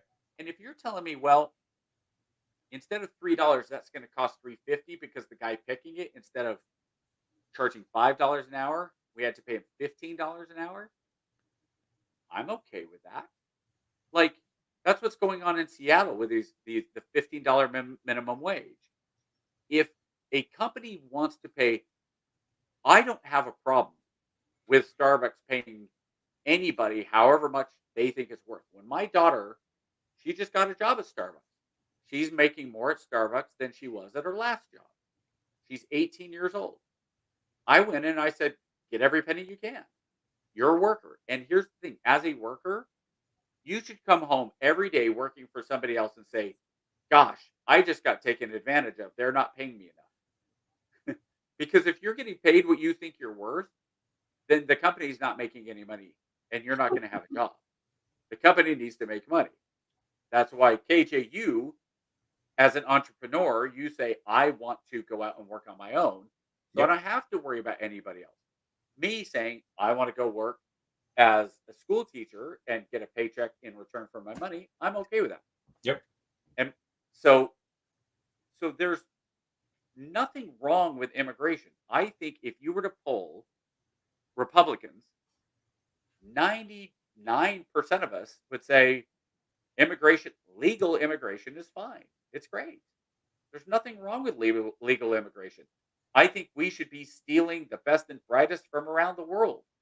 If we can go out and we can get the smartest guys in Africa to come here and the smartest guys from Australia and from China and from the Middle East and from South America and from Mexico and from Canada, if we can get the smartest guys in, yeah, bring them in. That's who I want, because they are the ones who are going to increase our intellectual value as a country. What I don't want is, I don't want 15 million unskilled workers. And I just don't buy that they are a net positive to this country when you talk about the strain on school systems and on hospitals and all that. I've seen the argument of, well, immigrants add to this country. Of course they do, but you're telling me 16 million illegal immigrants? I think you're fudging the numbers. It's kind of like gun deaths. When you talk about gun deaths in this country, especially mass murders, meaning anybody that's shot more than 3 people in any shooting, if you take away gang-related shootings, I mean, it's something like 94% of all mass shooters are gang-related. So, do we really have a mass shooting problem? Mass shooter problem? Or do we have a gang problem? If my numbers are right, and I'm not, don't quote me by that, but I think those are the numbers by the DOJ. So I look at stuff and I go, and if my buddy said, okay, well, how do you get rid of these people? And you're not going to, I'm not for putting anybody in a concentration camp or an immigration camp or a happy, lucky, free range camp, whatever you want to call it. Oh. I think it's super duper simple, though. And this is something you don't need to do at all to affect anybody. You simply pass a federal law that says any company who hires somebody who is illegally in this country will be fined up to $10,000 per day per instance. You know how fast every single person, every company in this country would go, hey, sorry, dude, show me you're here legally, because you saving me a few dollars an hour is not, by picking strawberries or whatever, is not worth me hiring you. Now, I would do this first, though. Before that went into effect, let's say give it 2 years. I would say for the next 2 years, everybody that is in this country illegally can apply for migrant status and get a migrant card. After you apply for this card, that card is good for 6 months, and it could be easily renewed online, but you have to go home, and your card will have your dates on it. You go back to your own country, you go home, then the next time you go online, you can, I've got my card, I've got my number, I want to come in from April through October. I'm going to be in California, in Marin County. I don't think it even needs to be that specific. California, whatever, right? That's how you do it. That's how you get the people that are here illegally out. And those that are here illegal after that, okay, now those are the ones that you are arresting, and you're making sure what their background is. Like if they don't have any warrants or anything, and hopefully they don't, but at that point you say, okay, you're getting deported. Here are your choices. Tijuana, Ensenada, Mexico City, Belize, Colombia, or we're gonna drop you off at your embassy. You know, Denmark, Norway, Czechoslovakia, sure. Toronto. Yeah, and so that's not meant to be only South American, because that goes for people who have overstayed their visas as well. Yeah. Right? Okay, so that same thing. That goes for anybody that's overstayed their visas, whether it's a student visa, a work visa, whatever. Okay. And during those 2 years, if you have somebody, okay, let's go back to the illegal immigrant from Mexico City. That illegal immigrant from Mexico City came here 10 years ago, got an education, is in med school, is 2 years away from graduating. So he wants to apply in the next 2 years. He wants to apply to stay here because he has a skill that puts him in the top 1%. And Right. whatever you say, so federal government, whether it's the judge or whatever, they look at that and go, okay, here's the guidelines. These are jobs that we need, or there's really truly extenuating circumstances. Abuela, who has been here for 40 years and came in illegally, and her kids were born here and her grandkids have been here, and she hasn't lived in Belize for 40 years. And now the immigration judge can look and go, okay, well, let's see. I'm going to judge this based on the law plus mercy. Where does that fall? Right. Yep. And you give the judges some leeway. Yep. And for the judges, maybe what you do is say, out of all of the applicants to stay, it's kind of like you and I know what this is, your profile. You only have 5% that you can, if they don't meet these marks, you can get 5% that don't hit the mark. Out of all the applicants, 5% can stay. And as a judge, that's where you decide because you're the judge, right? Yep. So as a judge, you're going, here's this dude who's 20 years old who says there's violence going on in El Salvador. He doesn't want to go back to El Salvador. But can I really keep him over Abuela, who's 65 years old and has been here for 40 years?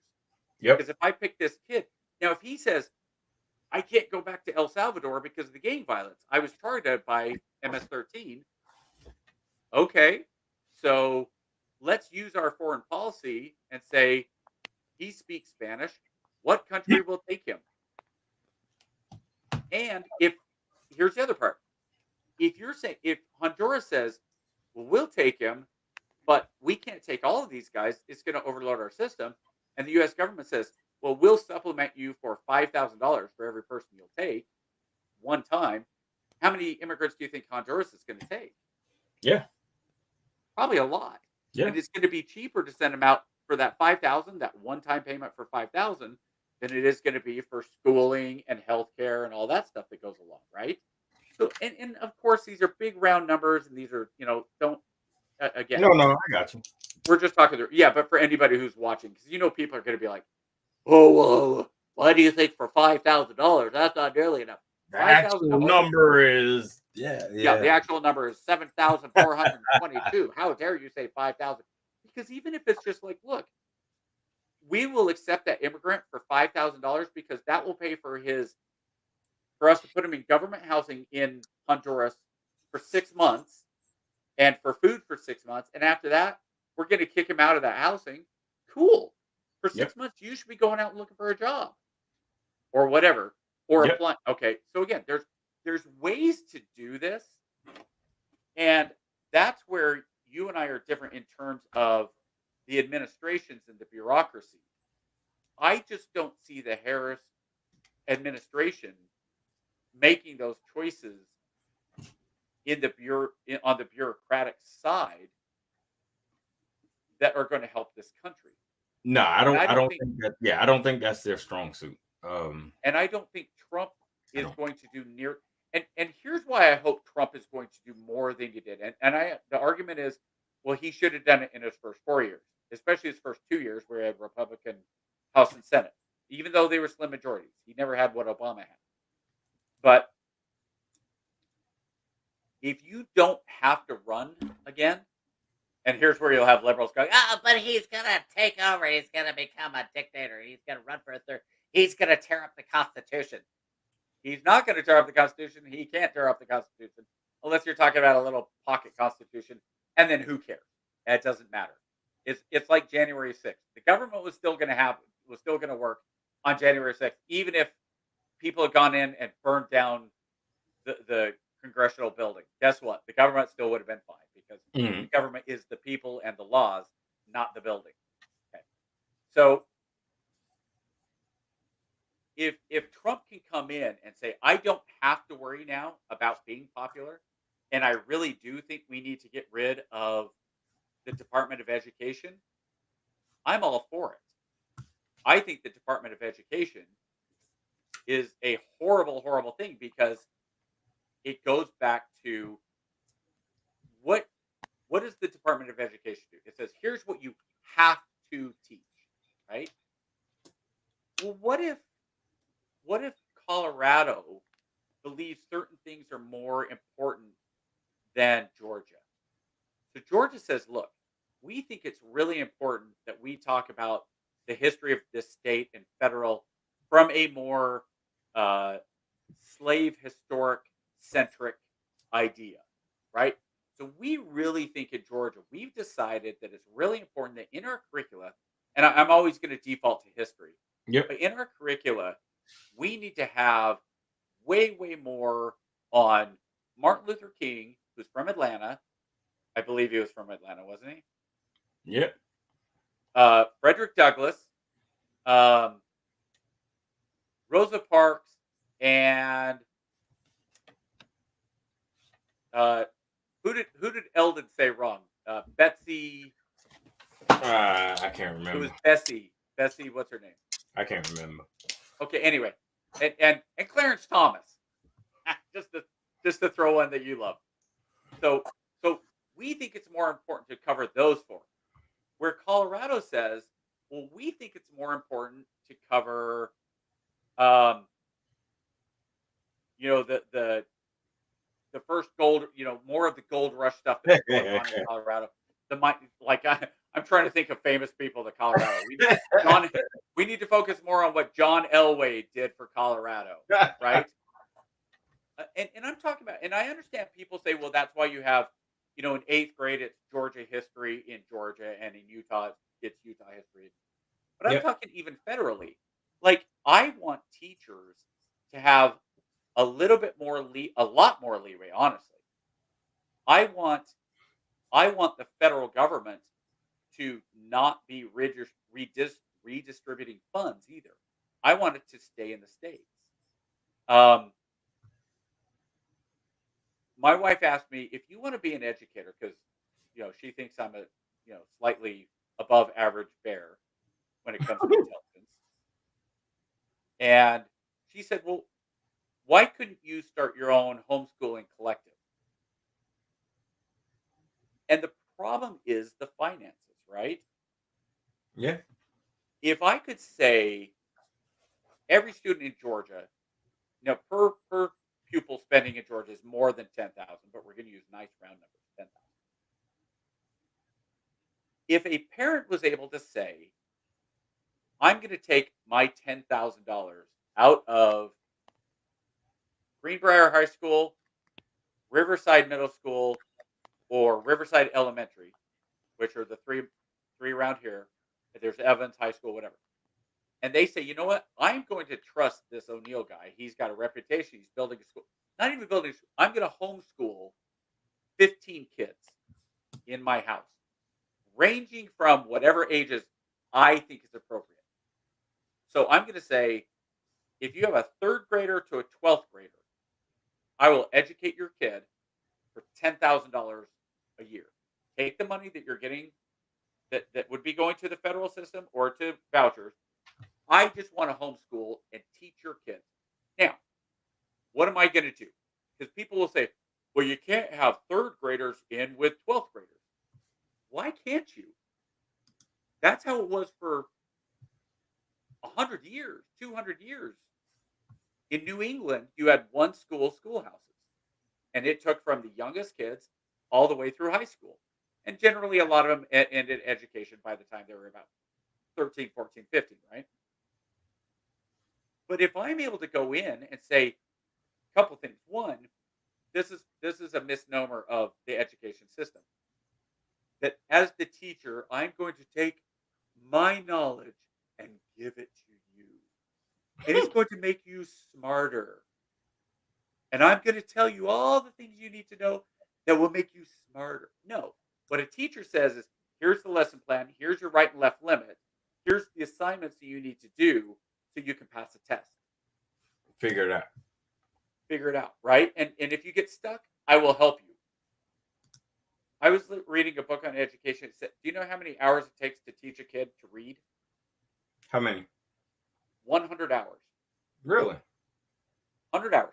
So if you think about it, a parent drops their kid off with me. I have 8 hours in a day, and I got them for 40 hours.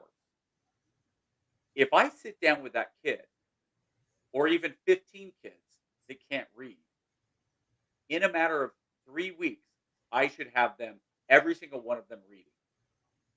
Now, to what level? Probably different. Yep. But high enough that they can read on their own. Yep. And what's important about education? Reading. Yeah. That's the most important thing any kid can do, is being able to read. If you can read, you can self-educate on everything else. There's nothing you can't self-educate on once you have reading down. Yeah. Want to learn how to do math? Go get a math book. Read how it's done. History, science, whatever. And do you really think Elon Musk or Bill Gates or whoever, do you think they were educated? Bill Gates dropped out of Harvard like his freshman year because he was like, this is stupid. They're not teaching me anything. So they figured it out. There's just stuff and like I would like to see. So nobody has switched any seats in the House of the Senate. No, man. It's been what we expected, man. So looks like it's gonna come in slow. I think we'll go for about 8 minutes and see if we can. Yeah.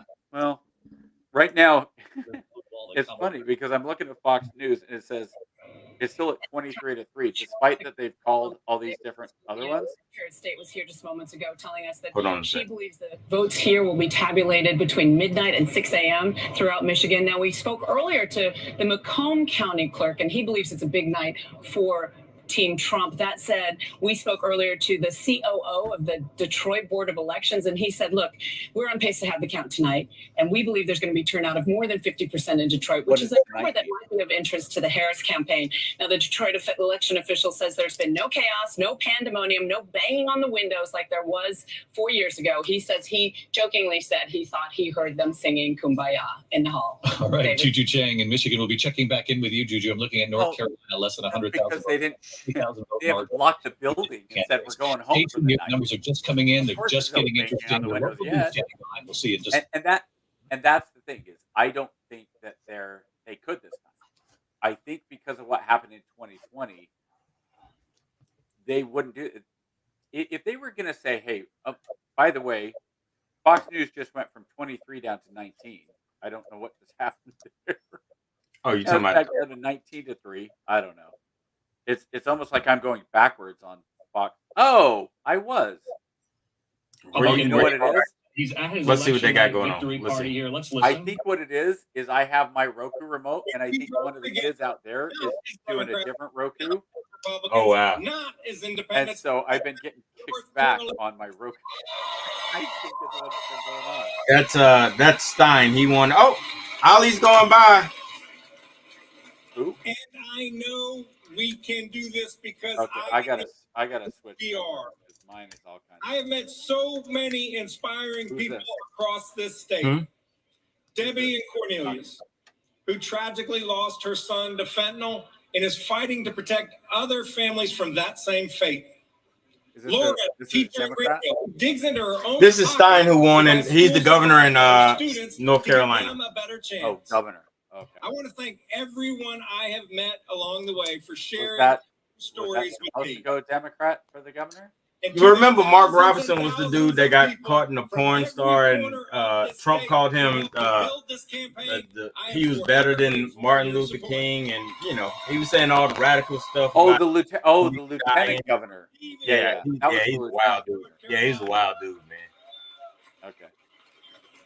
He was just wow. Didn't earn your vote. But this is the governor, so you got to assume that that's your governor did not help. To listen and work. That did not help the actual governor to do what's right for North Carolina, because no person or party has a monopoly on good ideas. Well, they have it on porn name. To all of the smart aleck young people on my campaign.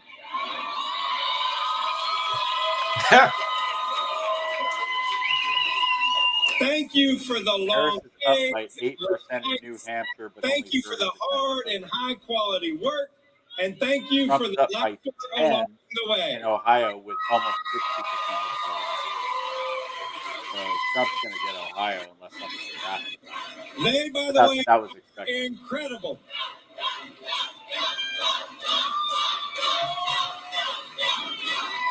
I also want to thank Governor Cooper. Let's give that man the hand that he deserves. CNN has Trump 154 to 53 right now. I don't know why they haven't called New York for Harris or New Jersey or. Well, they still taking in. They have it at Yeah, but we know that. I mean, yeah, I guess it's good that they're being. I wasn't using the right products for my hair wave. My hair is straight, but like slight wave. A little more. He's up by about whatever the word is, careful. But come on, we all know Trump. We all know Harris is the U.S. Senate race. Yep. It's about a 4-point lead there for Ted Cruz. So he's up by a little under 500,000 votes there against Congressman Trump is up in Virginia. So that's what's happening there in Texas. Other Senate races we'll be looking at. Yeah, Virginia, though. What's happening in Montana.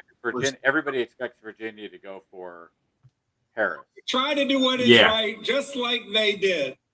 She's up 66 to 31 in Fairfax County, which is one of the big counties. Yeah. But Biden won 70 to 28. So there's a good 4% swing between what Harris is down 5% than what Trump carried. She's got a little bit of I don't know if that's still enough for 1996 Virginia to go Trump. If Trump gets Virginia, I think we're talking about a true landslide. As much as you can have nowadays. Well, I mean, he'll get over the 300 that we talked about. Like it'd be undeniable. If he takes Virginia, you gotta assume he's gonna get Philadelphia. I'm sorry. Yeah. If he gets any of the blue wall states, it's a wrap. Like, yeah. I mean, if he doesn't get, there's a way if he doesn't get Pennsylvania. But he'd have to pick up a state we weren't anticipating him picking. No, the only way she does that is if she steals one of the southern states. And right now she's getting her ass kicked in all of them. Yeah, it doesn't look like that's going to happen. Yeah, but Trump could, if Trump wins. And when you look at this, yeah, I had a way it was 269, and honestly, as much fun as that would be, because I'm kind of an overtime type of guy, I don't want it to be 269. No. I'd rather have 300 one way or the other. Yeah, it's looking like. I mean, it's looking like she is going to absolutely need. I mean, Pennsylvania is going to decide the presidency, which is what I assumed anyway. Unless Trump, if Trump were to get Virginia, or if he gets North Carolina, which I think was leaning towards Trump, if he gets North Carolina and Virginia, Arizona, and Nevada, it's over anyway. I think he can lose Pennsylvania as long as he got one or the other. Like he'd have to still pick up against like Michigan or Wisconsin. I'll tell you what, I truly want more than anything. I want Trump to win in Wisconsin. So you find out a whole Wisconsin? Just the unintentional comedy of picking the guy who lies about going to Tiananmen Square. I'm a knucklehead. I'll do that. You're a liar, dude. Like if he just come clean. Wait, is he from Wisconsin? I thought he was from Nebraska. I don't even know. It's one. No, Wisconsin. Yeah, Wisconsin. And Rogan was talking about that today. It's like, well, first of all, do you really want a knucklehead to be one heartbeat away from the presidency? But if he just said, because Trump or Rogan was like, look, that was your opportunity just to say, yeah, you know what? I went to China several times, and somebody brought up and they introduced me as having been there for Tiananmen Square, and I didn't correct him at the time, and it just kind of went from there. And I should have corrected it. It was a dumb thing to do, and I was taking credit for being there, and it was never. Yeah, I mean, come on. It sounds good that I was there, so I just let people believe I was there, and it just kind of became part of the personal legend, and I shouldn't have done it. I would have forgiven him way more than what he did. Oh, I'm a knucklehead. Yeah. He's a liar. We'll close just about 30 minutes. At this hour, here are the results we can report. So in Pennsylvania, again, this is just still underway in these swing states. Pennsylvania. Yeah, Trump right now is rolling Harris. And again, we have to look at the counties and what we're talking Georgia. Now, I don't know. Again, it doesn't matter if Savannah and Atlanta aren't early lead in Michigan and done yet. Right now, Trump is up 6%. In just a moment, we're Yeah. also tracking Georgia. We're tracking North. That's gonna hurt. That's gonna hurt her in Wisconsin. She needs that. See, this is what I want to see. They say right now in Fulton County. Okay, that's what I wanted to see, but they did it too fast.